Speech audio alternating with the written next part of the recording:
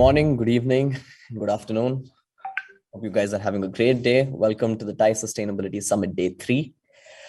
Today, we're talking about meatless meat startups and how they're changing the food industry and saving the world. It's an amazing topic, and we have a wonderful panel full of eminent speakers, moderated by Mr. Abhijit Banerjee. Mr. Abhijit Banerjee is an investment banker focusing on the consumer sector. He's been recognized as among the one of the 100 top retail minds in India in 2018 by the Asia GCC. Abhijit is also a managing partner with StratCap Corporate Advisors, and he serves on the boards of various consumer enterprises, assisting in growth strategy, fundraising, mergers and acquisitions, and the like. Abhijit sir, the floor is all yours. Thank you, Ashrit. This is a very important topic. Today we have an eminent panel of Gautam, Godhwani, Genelia, Deshmukh, and Mr. Harish, Jadwani. This topic is of great significance for the times we are in.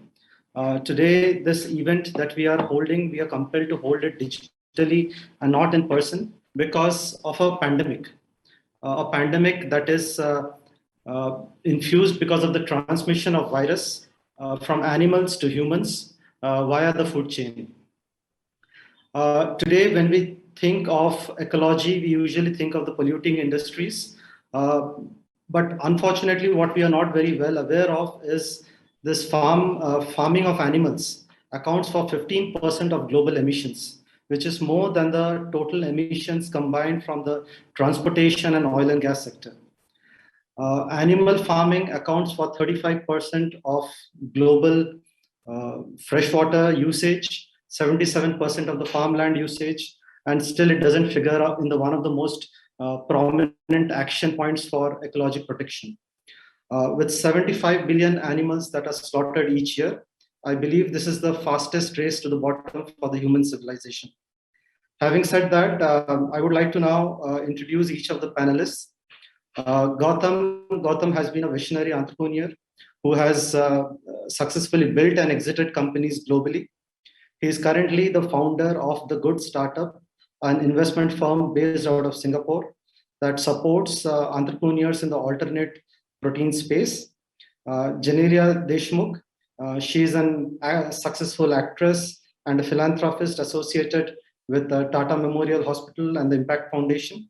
She is currently the founder of Imagine Meats, a plant-based meat product company. Mr. Harish Jadwani, he has been a pioneer in this space. He is the promoter of Ahimsa Foods. He founded this company way back in 2008.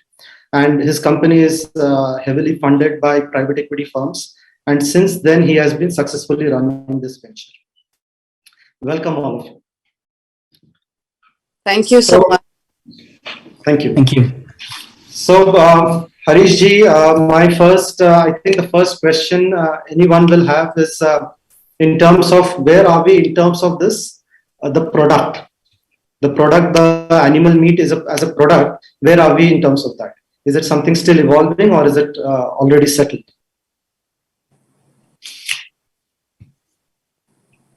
Sir, you're on mute.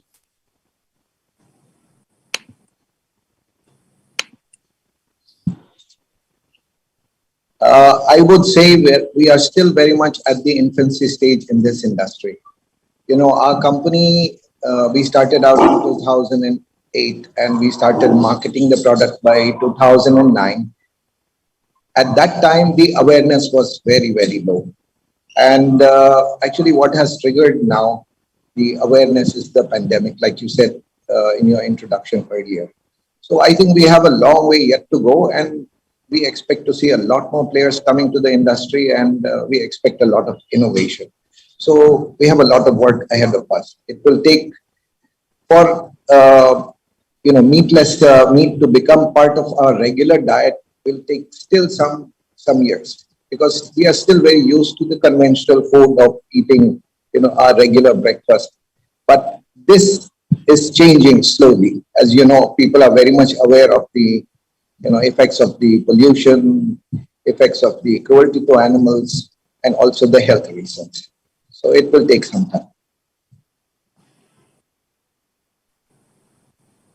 Sure.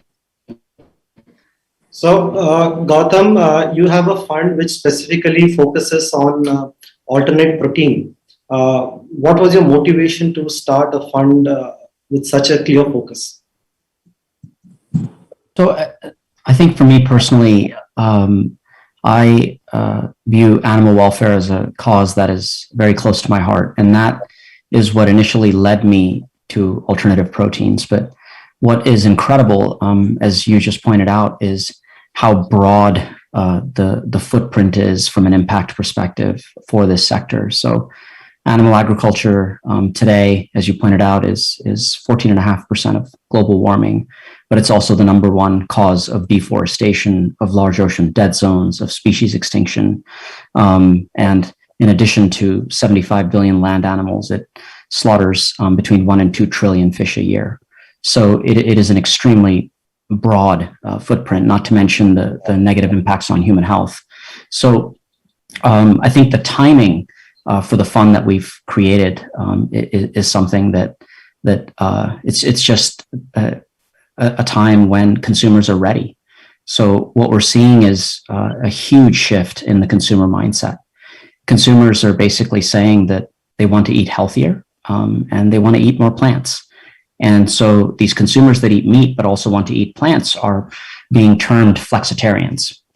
And globally, if you look at the numbers, about 20% of consumers are flexitarians.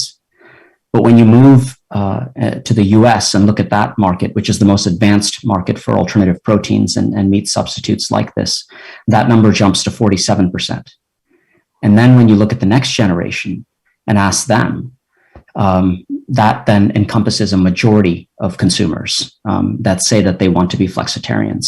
So in the US, when you look at the millennial population, for example, 79% of millennials have tried alternative proteins and 30% of them eat it every day. So this is a rather dramatic shift that's going on in the way that consumers are eating.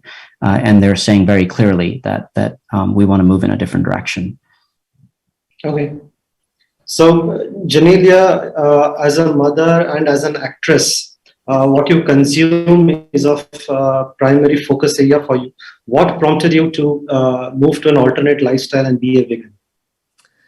So I was pretty much non-vegetarian my entire life, and I gave it up 5 years ago. And when I did, for me, vegetarian meant just paneer and potatoes, then, because that's all I assumed vegetarian food would be. But somewhere Ritesh and me had both given it up, and somewhere Ritesh started craving his meat. And we were back then in the US, and we tried out alternative protein over there. And it was a burger patty. So what I did was I took it and I kind of made it keema pao and I gave it to Ritesh. And he was like, wow, if I get this, I'm a happy vegetarian, So coming back from there, we thought, why not do something like this in India? I don't think that people don't want to try it out. I just think there are not enough of options that were available when we started our journey also 3 years ago. So we thought, why not get it to India with having a palate that's closer to the Indian palate, which is about our kebabs and which is about our biryanis and our sheiks and, chicken nuggets for children. And on the way, our kids played a very important role. Like Mr. Gautam said, the generation, the future generation, they're very aware, they're very well versed with, using a tissue and deforestation. And the fact that animals aren't meant to be treated in a certain way, or the fact that sustainability is such a big deal. And they would actually talk to us, and they're 5 and 7. And we would just wonder that, every time they said something, we felt that, okay, we're heading on the right direction. So it did take us 3 years, because it wasn't just about, it looking like meat, but it was about it having all the sensory aspects to it, whether it was the smell or whether it was, the taste, or whether it was sizzle when you cook your tandoor. And that's where it came from. It came from a space of it being healthier. It came to a space of it being sustainable. It came to a space of it being for our kids, your little bit to stop animal cruelty in a large way. So like we say at Imagine Meats, we say, try changing the planet one bite at a time. Well said.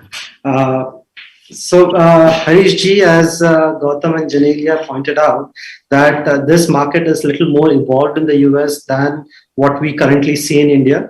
Given that you have been in this space for about a decade now, how do you see the change in the consumer preferences, and what are the drivers of those change?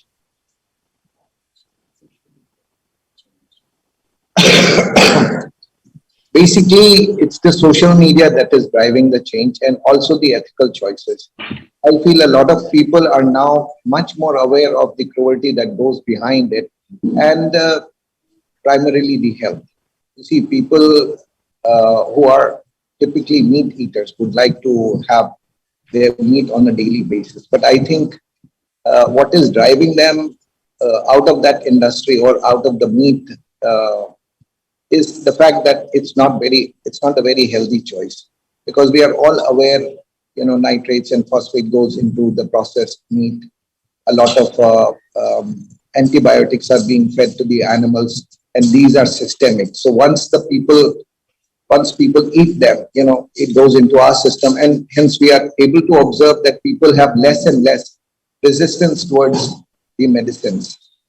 So basically, it's becoming a health choice. Primarily, it's a health choice. Therefore, the product has to be very palatable. It has to be very good in taste, and it has to become part of your routine, part of your regular diet. And that has to start now. And that is starting to happen, but it has to start where mothers can, like Genelia said, you can feed your children same meat-looking meat, where they don't feel that they are being discriminated or their friends are eating meat and they are not eating meat. Basically, that's how our journey started also. So I suppose it will be driven by the media. It has been done so far, and I think this is poised to grow very fast. Okay. So, Gautam, your experience has been more outside of India. So in terms of, I believe in US and in Singapore, this market has been much more advanced. So do you see a lot of new technologies coming in terms of the production of this kind of foods? And also, when you look at companies to fund them, what kind of things do you look at vis-a-vis where you see the market going? What is actually very compelling is the range of technologies that are being applied to create these foods. And so, as Genelia said, even a few years ago, when you looked at the alternatives, they weren't that great. But today, it is a very different picture, and it is changing very, very rapidly. So obviously, plant-based technologies are the most established, where you're using ingredients made out of plants to mimic the taste of meat.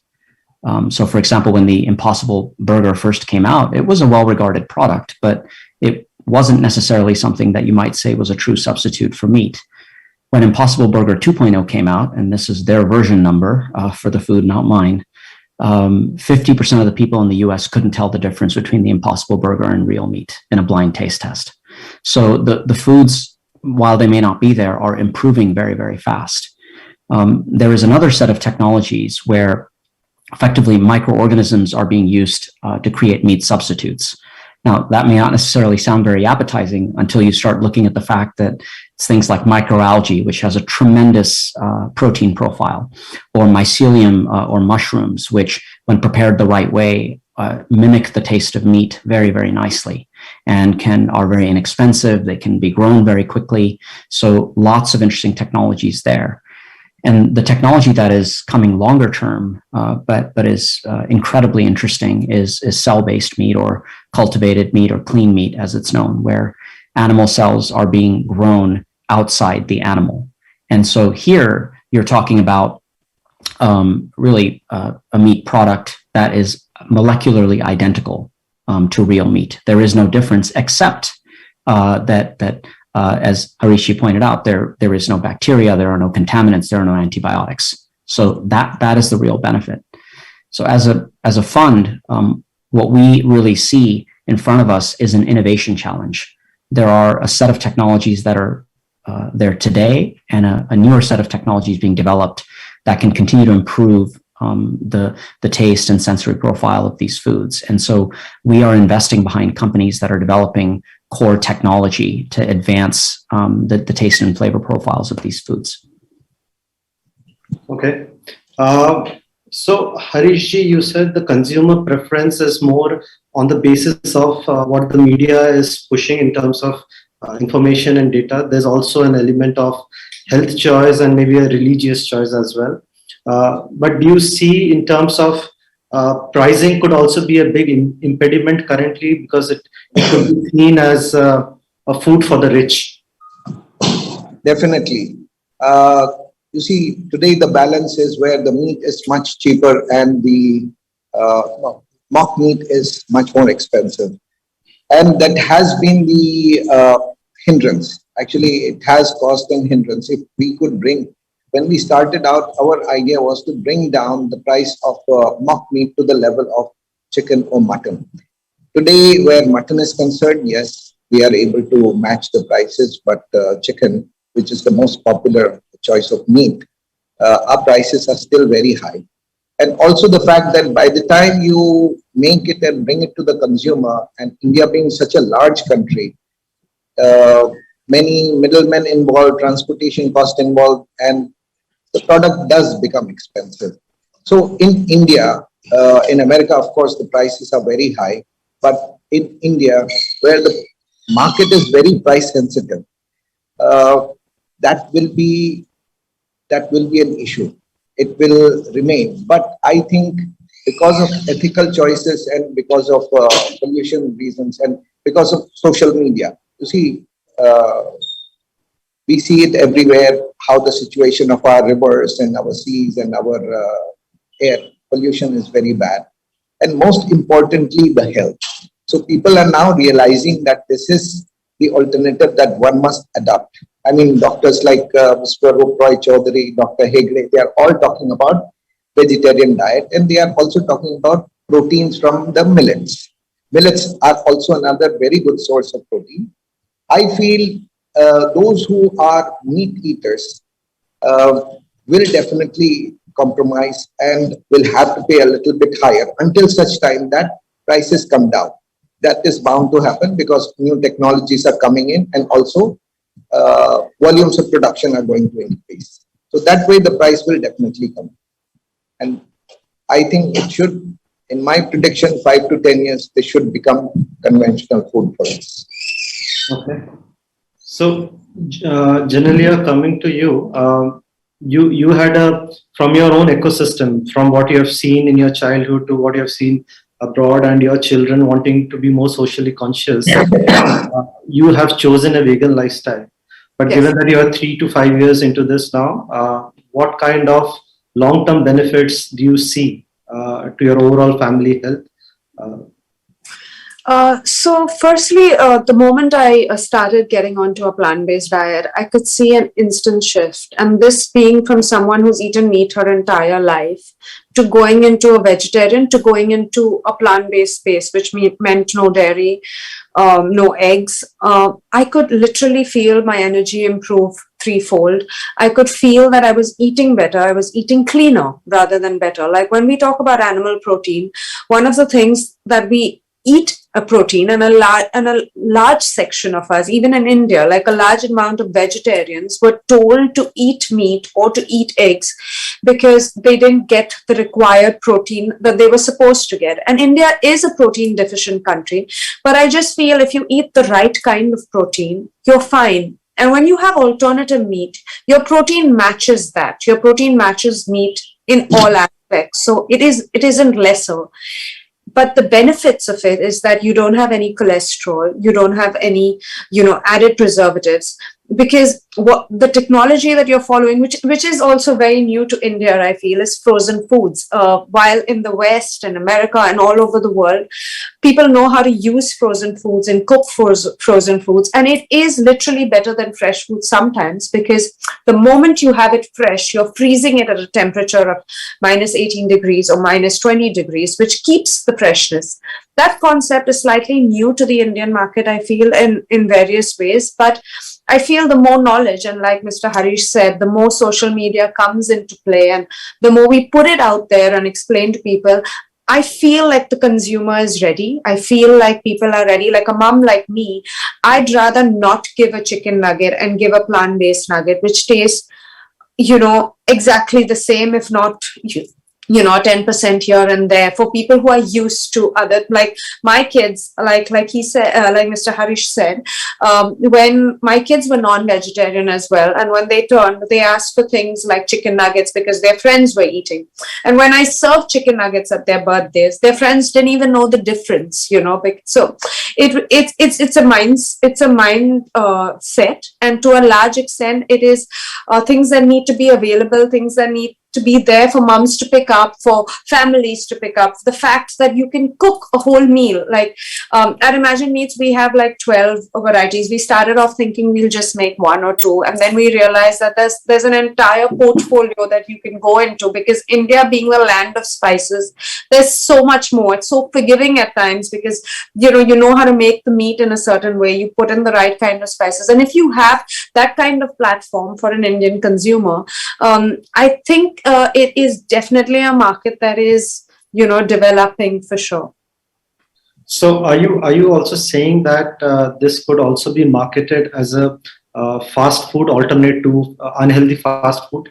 Absolutely. Like I know as a mom, when my kids are coming home or when Ritesh has his friends home, I know that we're going crazy because, it's all about home cooked food. This is literally like your home cooked food, which is not all purpose flour, or not, which generally cooks faster, but it's unhealthy.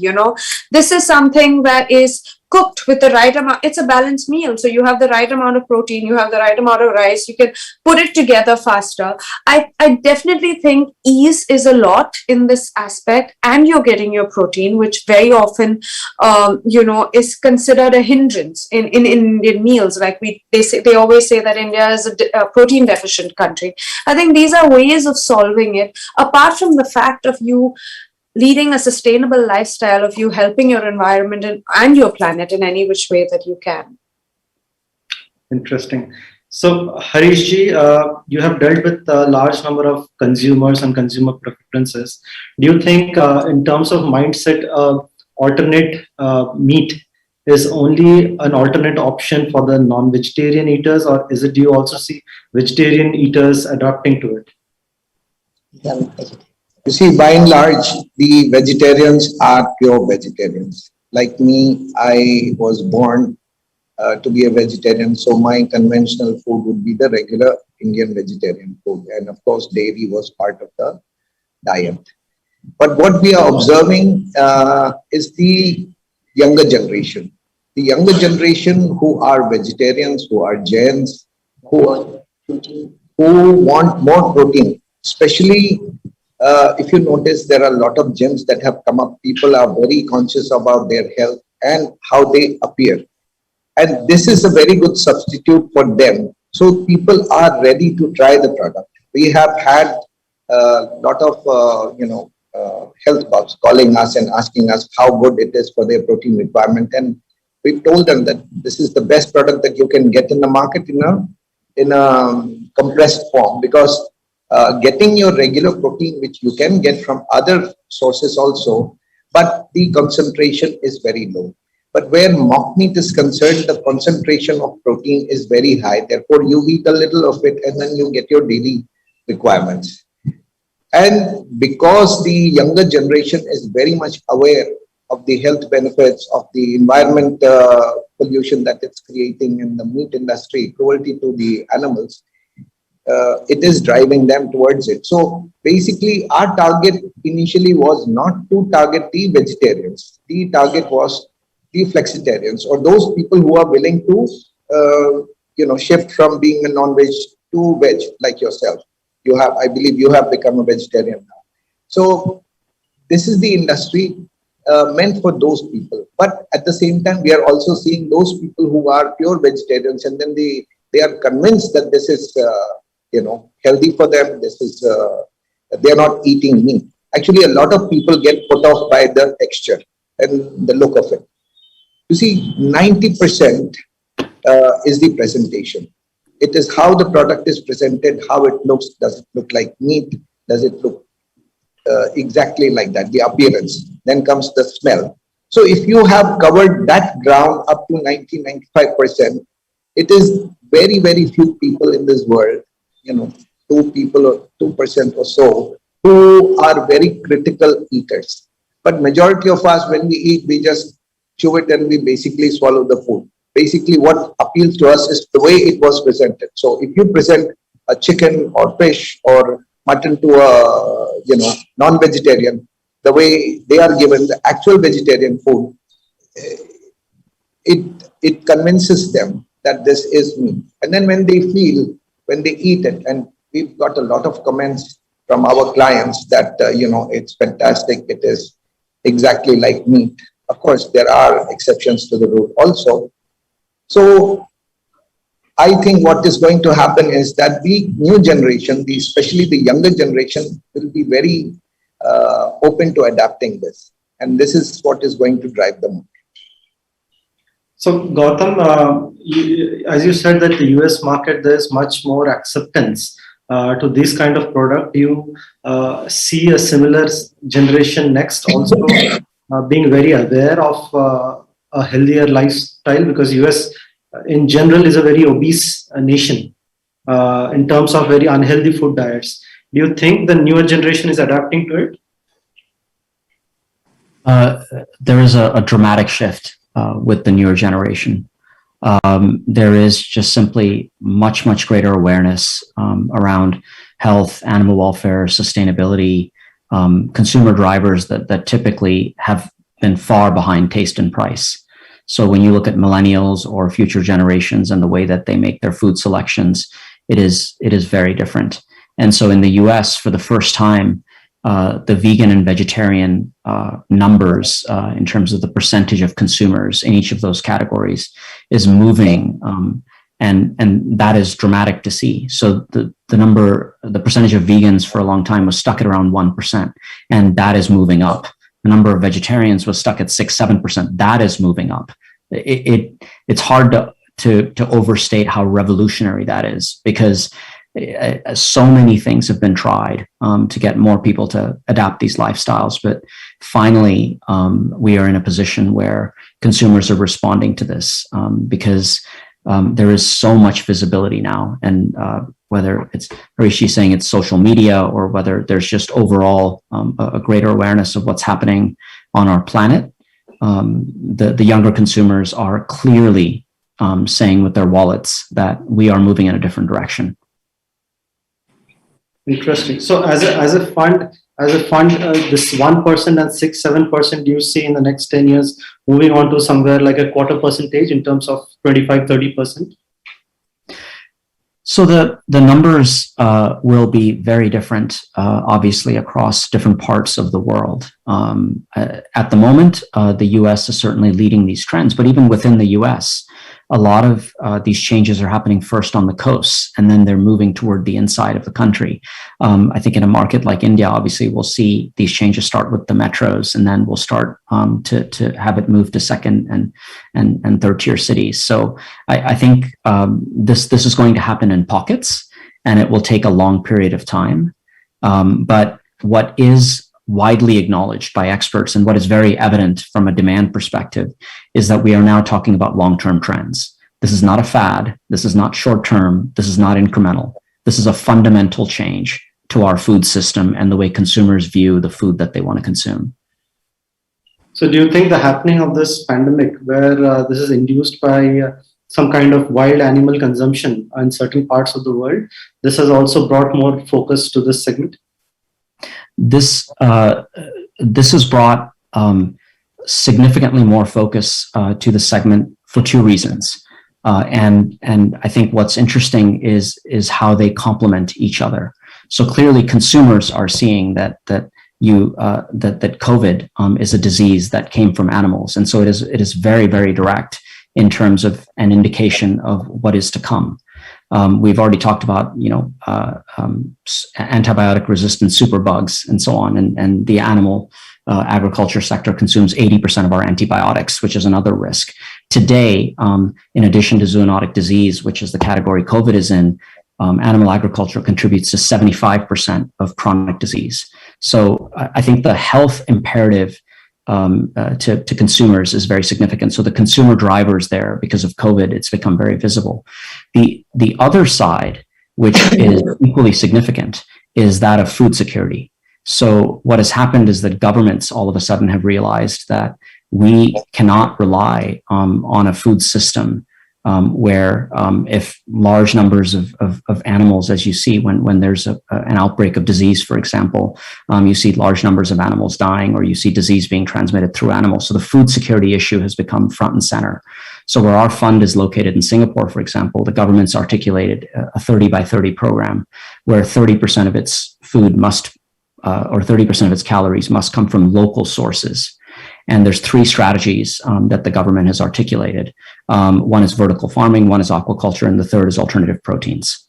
And so this is front and center from a food security perspective. And so what that's doing is that that's activating a lot of the regulatory pathways.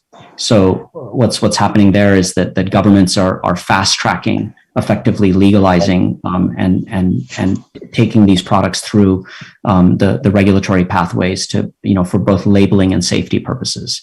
And so that's the other side of this, which is accelerating this. Thank you. Harish, this question is to both of you, Harish and Genelia, because you're on the consumer side of things very actively. How do you think government policies can push, because today we see more of Burger Kings and KFCs, we don't see more of alternate protein-based or plant-based enterprises in the B2C segment. Do you think any kind of government action will enable having plant-based meat, KFC or a Burger King? I'm sorry, Abhijit, I couldn't hear anything. Something went wrong with the audio. I'll just repeat. Do you think any kind of government policy push would enable companies such as the ones we see in the meat space, like the Burger Kings and the KFCs? Do you think this will be a trend where you will see plant-based meat or alternative protein companies having such kind of food chains across the world? Certainly, I think government can play a very important role in this, because at the moment our products are being sold at a taxation rate of about 18%. That's the primary thing. Other than that, I think the government should also come out with incentives or disincentives for the meat industry, for that matter, by increasing their taxation rate or implementing stricter norms and more hygienic conditions and the kind of feed that they are giving to their animals. This is something that we cannot say that the meat industry will disappear overnight. But the primary shift has to come from the government. So the government has to be guiding us. Of course, we as private entrepreneurs are doing our level best to provide the alternative to the market. But like we discussed earlier, the first thing is the price point. India being a very price sensitive market. So if we are paying like 12% and where meat is being sold at only about 5%, I think this is where fundamentally the change should come from the government. Also, the incentives that they can give to this industry, let's say certain raw materials which are coming in are very, very expensive. So they have to support us in terms of taxation on that. Transportation costs like Uttarakhand and all other places where people put up their factories, they are given incentives to transport fresh produce and also processed products.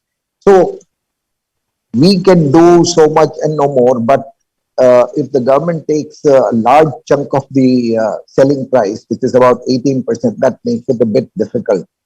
So I think the government should formulate a policy as to how this is going to affect the future of the industry, how it can be sustainable, and how can support.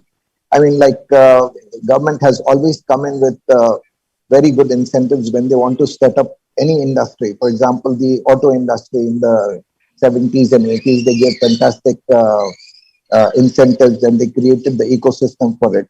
Similarly, for this industry, I think they need to. The government is doing a lot by giving incentives to people who can process the fresh produce so that, a lot of food doesn't go waste. At the moment, that is one of the problems. The grains don't get to the consumer by the time it gets uh, destroyed and things like that. So yes, government has to come in and they have to accept the fact that this is a revolution that is happening and they must support the industry. So in terms of yesterday, we have seen something, a company called Licious, which is directly into the animal business.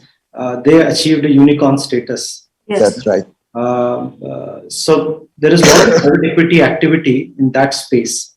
Your own company has been funded by private equity. So do you kind of understanding and support? I would like to correct. We are not funded by any private equity. We are funded ourselves. We've done the funding ourselves. Okay. So, in case, do you see any kind of positive support from the finance industry for companies such as yours? Well, yes, there is a lot of interest. We get a lot of calls from venture capitalists, and a lot of people in the meat industry are getting in touch with us to collaborate with them. So definitely it will be a wise choice for them to make the shift and introduce this product along with their meat products. I mean, of course, these are two. It's not going to eat into others' market, but you are now making availability of the product to both. So this is what I see a lot of companies will do, especially the meat producers. I have seen some, they have come into this segment because they are coming to realize that this is the segment that is going to grow. The meat industry, even though India has one of the lowest meat consumptions in the world, which is around 3 kilos per capita, but it is a huge market. I mean, look at the population of India, 1.4 billion. So 3 kilos is a lot of meat to consume.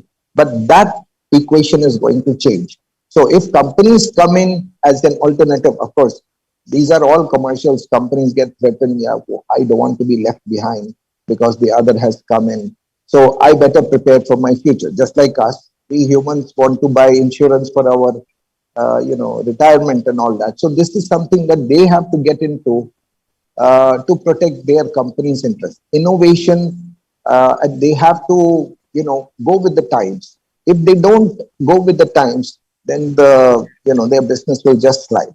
So it is in their best interest to, shift. So Genelia, as one, you have made a migration to a new lifestyle, and you have also attempted, is Imagine Meats a tool to propagate your beliefs into this world? And what challenges did you face? Because in terms of supply chain, in terms of product, I guess you had to look at outside of India to be able to build this product, build this company. Yeah. Yeah, Abhijit, I think apart from it being revolutionary, it's also food tech. And like you had Impossible version 1, which was told by Mr. Gautam, the Impossible burger, which was 2.0, was, even better and even more enhanced. And even at Imagine Meats, when we started off, we literally started off with just it being like meat and we were thrilled about it. But then we felt that this isn't going to work. We need to give food is an experience, right? You need to have that entire experience with it while eating. And most meat eaters will understand that it has to be juicy enough, the texture has to be, a certain kind of way. So yeah, we worked for 3 years. When we started off trying to do it here. Then we realized that we come back to India because it is primarily what India is very rich in. It, mostly in the West, soy is GMO, but in India, we don't have any GMO in terms of soy. So whether it's pea protein, whether it's soy, it's very Indian produce that can help a lot of farmers, that can, eventually help the whole system, the food industry at its peak. But when we started off with getting our protein isolate, which is again food tech from Berlin. We got it here and we assembled our entire product here. And we'd like it to get better. Like if today we are doing it with a certain kind of protein, and tomorrow we feel that we can do it better with another kind of protein like mushrooms and jackfruit fruit, and there's so much coming out. We'd like to keep improving on every produce that we have, because at the end of the day, it is food tech. And yeah, I'm a happy vegetarian and I'm great with what I get, but India is also a country of guilty vegetarian eaters who eat outside but not in the house, or who don't eat on fast. And that was also one of the reasons why we had launched during Ganesh Chaturthi, because a lot of homes miss their meat during that time, or they don't eat it at home because of pujas. We come from a very culturally rich country, so like I know a couple of my friends who would go out and eat, but they wouldn't eat at home. Here they get a chance to eat it at home without having that guilt to a large extent, and to be able to share it with your mom. I mean, I think that kind of belief system would be great if we could improve our meat every day, and in a way that it doesn't harm any sentiments, it doesn't harm anyone at home, or it doesn't harm you culturally as well. Interesting. So one more question is, what I read is animal meat only supports about 18% of the protein in humans. Yeah. So there is already an alternate access to proteins for us. This apart, the other side of the equation is a large percentage of the underskilled and poorer segments of the population are dependent on animal farming as a profession. Yeah, sure. So if there's a big shift, as we are expecting, primarily driven by the next generation, have you figured out what that would mean for that segment of the farmers, unskilled farmers? So in my opinion, I feel a large part of our land goes in animal agriculture, which is, a large part of your land being used only for animal agriculture. And in that zone, you have your, your emissions, your various things that are just going wrong for the environment. I feel that if you help produce more of the protein here, if you can get technology here wherein you have your high extrusion protein being done in India, even for a company like us, we'll save on so much of cost, because there's so much of things that you have to import because it really isn't available right now. So yeah, like the right kind of government support. A large part of why the alternative protein also worked, I feel, in the West and all over, was because the meat industry also supported it at various levels. So I feel if you have that support and you have that kind of thing of going forward in a particular way, and this is not being sentimental, this is being coming from a very business point of view, you will be able to help your farmers better, because so much of the produce or the feed that they have to give is so expensive in that zone as well. You can have an alternative which saves your space, which saves your emissions, which the amount of carbon dioxide that that's been emitted every day is just not required at so many levels, and we can change the system little by little. I know it's going to be a while we are developing. We're a developing market and we're trying to, be out there for it. But I think it will eventually help even the lower sectors which depend on this to a more fruitful way of living, of accessing their livelihood, and farming being so important in India can definitely grow threefold, right? Our farmers are constantly at the search of trying to prove themselves and if I get my protein here, if I can do my protein isolate here, I don't need to go out there and do it all over. So yeah, being supported, I think, in a long way will help all sectors eventually. Absolutely. So Gautam, as you have worked across geographies on this product, and food supply chain is pretty complex. For example, shrimp produced in India is consumed in Japan. Beef produced in one country is consumed in the other country. How do you see for this kind of products to be more successful in a developing nation? You have obviously experienced what it takes in the developed nations, but for your investee companies to come and open shops in the developing nations, what kind of ecosystem would you want to see? What would you request from the, say, from the government or from the ecosystem players? So actually, this is a massive opportunity for developing countries, because you have a situation today where the way that alternative proteins are created, to what Genelia is saying, really all of these alternative proteins, these meat substitutes, are created using either soy, peas, oats, or pulses. That is it. It's a small number of core ingredients that create most of this alternate meat. And as Harish was saying earlier, ingredients like millets and other indigenous ingredients to India. India is an agricultural powerhouse. And so if India makes up its mind and says, we are going to go use the diversity of, just take pulses, and say, lentils and beans, and we're going to start creating ingredients for alternative meats out of those. Not only would it be able to serve the kind of companies that we're seeing today on this panel with us, but it would become a supplier globally. That is a massive opportunity for farmers across India. It is a massive opportunity for a range of companies in the food industry, the ingredient formulators. So you would see India not only be able to produce foods that are feeding its own population, but it would become a significant net exporter. So I think when we look at what is going on with animal agriculture, the numbers are brutal. We are using 83% of our farmland to produce 18% of our calories, because most of this is being used to grow low margin, low quality feed for animals. And you have as much as 25 calories in for 1 calorie out. This is a terrible business for farmers.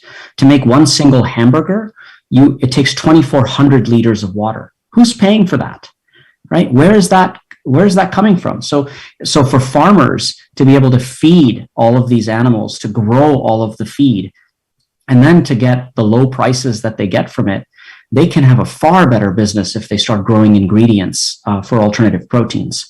So I think that this is an opportunity not just for consumer health, but also for the livelihood of farmers. I mean, it is one of the most significant opportunities in our food and agricultural system that we have seen in generations.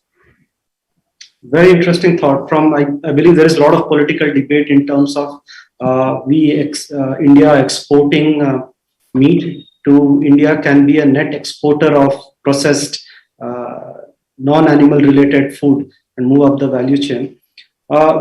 Unfortunately, we have just as much time. May I request each one of you to summarize and take 2-3 minutes and summarize all that you have to say about your experience in this sector and how would you want it to shape up going ahead? Gautam? Sure. So I think what's important to recognize at the outset is that we are going through a massive shift in our food system, which will occur over the next 30 years. So we have been effectively engineering food for a very long time, but we have been doing it using food science and ingredients. And now we are starting to engineer food using biotechnology and molecules. And this is as fundamental a change as the transistor was for the information age that created the modern information age as we know it. So we are going to see a set of foods, products come out that are very, very difficult to imagine today. I started my first company in the early days of the internet, and I view this as that 1995 moment for alternative proteins when the internet was just getting going and lots of people didn't believe that it would even happen, for example. So when it comes to these alternative proteins, these meat substitutes, we are literally at the end of the first chapter. And what we saw in this first chapter was some innovation around ground meat and plant-based milks. That is where Impossible Foods, Beyond Meat, Oatly have come from. In this next chapter, we are going to see heavy innovation across all categories of meat. We will see innovation across the different types of seafood. We will see this innovation go beyond the food system to other products that come out of animal agriculture, materials like wool and leather and silk. We will even see innovation in areas like pet food, a lot of which is actually created from animal products. So the result of all of this is going to be a food system that is substantially better for us, for our health, and it is better for the planet. And so this is one of those rare instances when you can have your cake and eat it too. So it's a very exciting time. Harish, Well, I agree wholeheartedly with Gautam what he said, and my message would to the younger generation would be that because of social media now you are aware of all the disadvantages or the problems with the meat industry. I think it is high time that we take a leap, and this is a lifestyle product. Companies like us are trying our level best to make it as good as possible, as palatable as possible. Of course, not the pure vegetarian, but I think people have to make a conscious choice of shifting to it, even if it is a bit expensive, but it will, on the whole, affect the economy, affect the environment, affect the pollution levels. So I think this is very sustainable. In fact, like earlier what you asked about the farmers, I think they will get more of opportunity with this product coming in, because like Gautam said, they are producing low grade feed for the animals. And you see farmers' earnings are very, very little. So if they shift to producing something of better quality, obviously their earnings are going to help also. So I think this is the time that we should, promote it heavily and encourage people to come in, which we have been doing for the past 12 years. Our first, adventure was when we started going on sampling, because people didn't understand what mock meat was all about.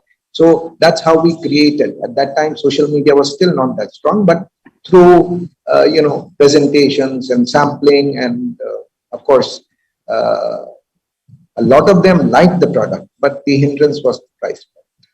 So I hope now with the balance shifting, I think, and the consumer awareness and the conscious effort to support the environment, support your health, of course, it's a guilt-free product also.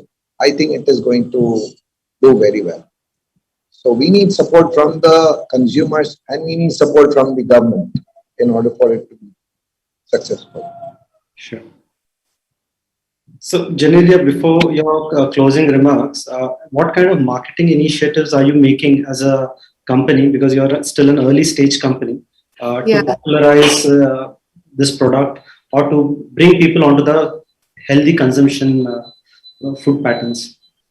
So we're right now B2C, but we are in talks with a lot of people, and we're hoping to see a B2B shift soon, and that's something that we've been working on. And if it could happen in the West, wherein Impossible is part of Burger King or KFC is making those nuggets, which are vegan nuggets, we hope to see it in India as well. But I think whether your approach is health, or whether it's a sustainable planet, or whether it is to reduce, animal cruelty, or whatever it is, I think this is the time. I think the alternative meat space is great meat space to be in. I mean, a great space to be in, where you eat your meat without any guilt, and you also support the sector in a number of ways, wherein you get the farmers to do what they can do without having to think of, having to keep the land in a certain way, having to do the feed in a certain way. Like we say at Imagine Meats, let's try changing the planet one bite at a time. So that's the big vision statement from your end. Yeah. So I would just like to conclude the session by saying we have enough scientific evidence that mock meat or alternative protein is very good for human health. It is also good for the planet. Perhaps by giving a little more dignified life to the animals, it will also mean that mock meat is very good for the human soul. Thank you. Thank you. Thank you. Thank you.